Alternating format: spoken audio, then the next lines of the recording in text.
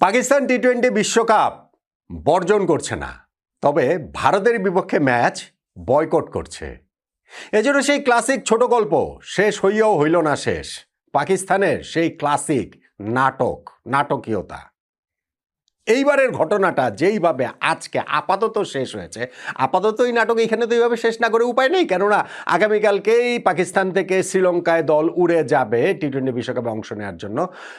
নাটকটা এক জায়গায় শেষ হয়েছে এবং এই ভারতের সঙ্গে ম্যাচ খেলা সংক্রান্ত যে সিদ্ধান্ত, সেই সিদ্ধান্তের শেষটাও যে কি হবে তাও আমি আপনাদের বলে দেব। এইটা নিয়ে যেরকম অনেকবার বলেছি, অনেক ভিডিওতে বলেছি, আজকেও কয়েক ঘন্টা আগে একটা ভিডিও করেছি যখন দেখলাম যে পাকিস্তানের প্রধানমন্ত্রী শাহবাজ শরীফের সঙ্গে সেই দেশের ক্রিকেট বোর্ডের চেয়ারম্যান মহসিন নাকভির মিটিং রয়েছে এবং সেই মিটিংয়ে নির্ধারিত হবে পাকিস্তানের বিশ্বকাপ ভাগ্য। সেইখানটাতে আলোচনা এসেছে যে বিশ্বকাপে না খেললে আরও 4 দলের একটা টুর্নামেন্ট তারা করবে নিজেদের মধ্যে, পাকিস্তান সায়েন্স টাইন্স মিলিয়ে। এই সব কিছুর মধ্যেও আমি বারবার বলে আসছি না, পাকিস্তান নাটক করছে, পাকিস্তান টি-20 বিশ্বকাপ খেলবে। আর বাংলাদেশের যারা পাকিস্তানের দিকে তাকিয়েছিলেন আশা ভরা বুক নিয়ে যে পাকিস্তানও বাংলাদেশের সমর্থনে টি-20 বিশ্বকাপ থেকে নাম প্রত্যাহার করে নেবে, তাদেরকে এখন বোধোদয় হবে। তারা কি এখন বুঝতে পারছেন যে বাংলাদেশের জন্য পাকিস্তান কিচ্ছু করছে না, কিচ্ছু করেও নাই। বাংলাদেশ পাকিস্তানের কোনো হিসাবের মধ্যেই কখনো ছিল না, তারা নিজেদের স্বার্থের জন্যই করছে। কেন কিভাবে সেই আলোচনাগুলোই সবকিছু মিলে এখানটাতে আলোচনাটা করছি। ঘোষণাটা দেওয়া হয়েছে অবশ্য একটা এক্স হ্যান্ডেলে।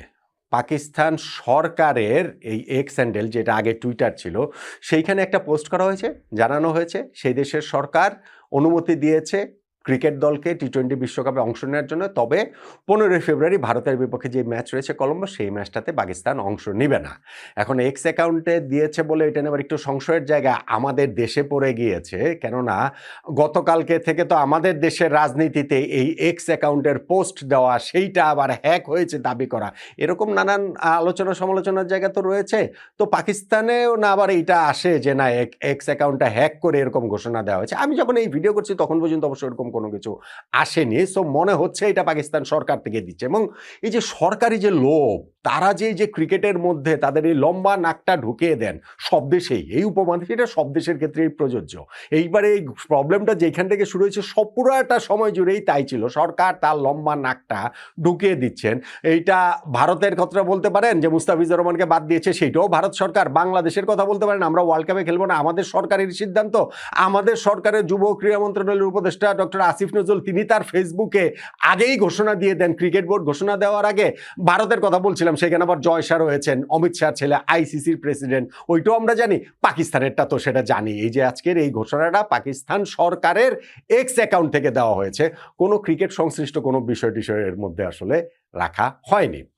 এখন পাকিস্তান যে এই সিদ্ধান্তটা নিল, সিদ্ধান্তটা আমার কাছে একটুখানি হাস্যকর লেগেছে অনেকগুলো কারণে।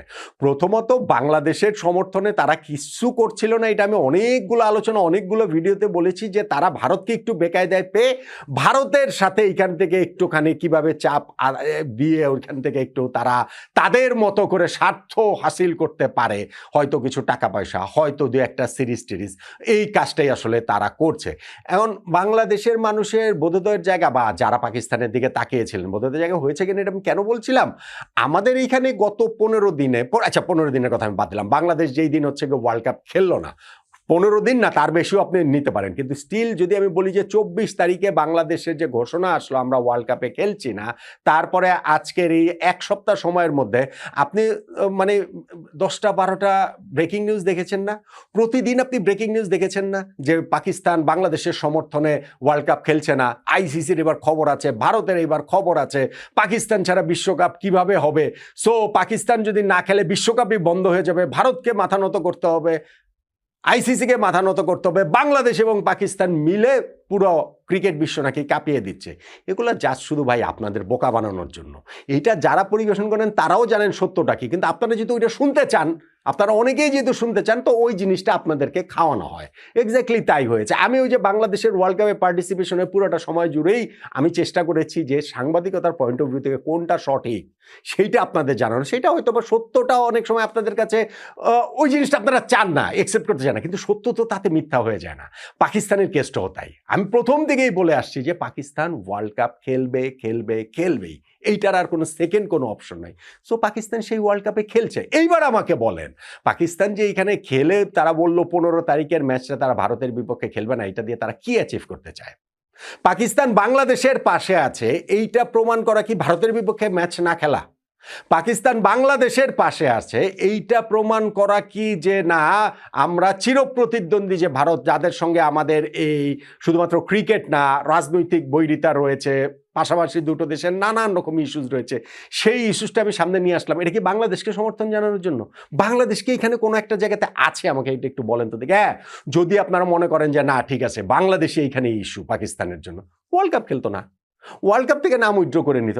ওয়ার্ল্ড কাপ এরপরও হতো, ওই পাকিস্তানের জন্য ওয়ার্ল্ড কাপ আটকে থাকতো না, কিন্তু অ্যাটলিস্ট পাকিস্তান তো তারা তাদের মতো করে ওই জায়গাটা তৈরি করতে পারতো। ওই যে একটা কথা আছে না হুমায়ুন আজাদ স্যারের, যে পাকিস্তানিদের আমি বিশ্বাস করি না, তারা যখন গোলাপ হাতে আসে তখনও বিশ্বাস করি না। সো এই পাকিস্তানিদের আসলে বিশ্বাসটা কিভাবে করেন, কোন জায়গাটা থেকে করেন? আমি বাংলাদেশের ক্রিকেট ফ্র্যাটার্নিটির কথাই বলছি। আমি এটা মেনে নিচ্ছি যে অনেকে আবার যেমন লিখছেন যে পাকিস্তান বাংলাদেশকে গাছে তুলে দিয়ে মই সরিয়ে নিয়েছে। আমি এটা মনে করি না যে পাকিস্তানের উস্কানিতে বাংলাদেশ চূড়ান্ত সিদ্ধান্ত নিয়েছে যে না আমরা বিশ্বকাপ খেলবো না, অতএব মানে ভারতের মাটিতে গিয়ে খেলবো না, পাকিস্তান আমাদের সঙ্গে জোট বাঁধবে, পরে পাকিস্তানও উইথড্র করে নেবে। এই অ্যারেঞ্জমেন্টে গিয়ে আমরা এই সিদ্ধান্ত নিয়েছি? I don't think so. আমাদের এই সিদ্ধান্তটা আমাদের, এবং আমাদের বলতে আমাদের ক্রিকেট না, এটা আমাদের সরকারের সিদ্ধান্ত। ফলে পাকিস্তান যে আমাদের গাছে তুলে নিয়ে মই সরিয়ে নিয়েছে আমি সেইটা মনে করি না। কিন্তু ভাই ওই যে পাকিস্তান আমাদের বন্ধু সেজে আমাদের পাশে থাকবে, বাংলাদেশের সাথে অন্যায় হয়েছে, অবিচার হয়েছে, আইসিসি এটা করতে পারে না, ভারতের দাবি মেনে নিতে পারে না, ভারত সবসময় এরকম করে, এই সব কিছু বলে টলে ফাইনালি যদি তারা বিশ্বকাপ খেলে, তাহলে এটা বাংলাদেশ ক্রিকেটের প্রতি পাকিস্তান ক্রিকেটের যে বন্ধুত্বপূর্ণ যে বাতাবরণ, সেইটাকে আসলে সাপোর্ট করছে না। আমার মনে হয় এই জায়গাটাতে আমাদের যারা পাকিস্তানের দিকে বুক ভরা আশা নিয়ে তাকিয়েছিলাম, তাদের একটু বোধোদয় হওয়াটা উচিত। এখন ভারতের সঙ্গে ম্যাচটাও কি পাকিস্তান ফাইনালে গিয়ে বয়কট করবে? আমি আপনাদেরকে আগাম বলে রাখছি, বয়কট করবে না, এই ম্যাচটাও হবে। আপনি আমাকে বলেন 15 তারিখে ভারত পাকিস্তান এই ম্যাচটা পায়, যেই তাদের যে গ্রুপ, সেই গ্রুপে হচ্ছে গিয়ে পয়েন্ট খুব গুরুত্বপূর্ণ না। পাকিস্তানের ওই যে আগের দুইটা ম্যাচ ইউএসএ নেদারল্যান্ডসের সঙ্গে, তারা এইখান থেকে জিতেই আরেকটা গ্রুপে আরেকটা দলকে, তারা হচ্ছে খুবই সহজ দল, ফলে তারা এইখান থেকে মানে পরের সুপার এইটসে যাওয়াটা পাকিস্তান ভারতের জন্য কোনো ব্যাপারই না। পয়েন্ট যেটা সেটা হচ্ছে গিয়ে এরপরে যদি ভারত পাকিস্তান মুখোমুখি হয়, ধরেন সেমিফাইনালে ভারত পাকিস্তান মুখোমুখি হলো, পাকিস্তান কি করবে? ওয়াকওভার দিয়ে দিবে। ফাইনালে ভারত পাকিস্তান মুখোমুখি হলো, পাকিস্তান কি করবে? ওয়াকওভার দিয়ে দিবে, খেলবে না, যে ভারতের সঙ্গে আমরা খেলবো না। এটা কিন্তু তাদের ওই এক্স অ্যাকাউন্টে যেই তাদের সরকার যে ঘোষণা দিয়েছে, ওইখানে কিন্তু এরকম কোনো কিছু বলে নাই, এরকম কোনো কিছু কিন্তু তারা লেখে নাই।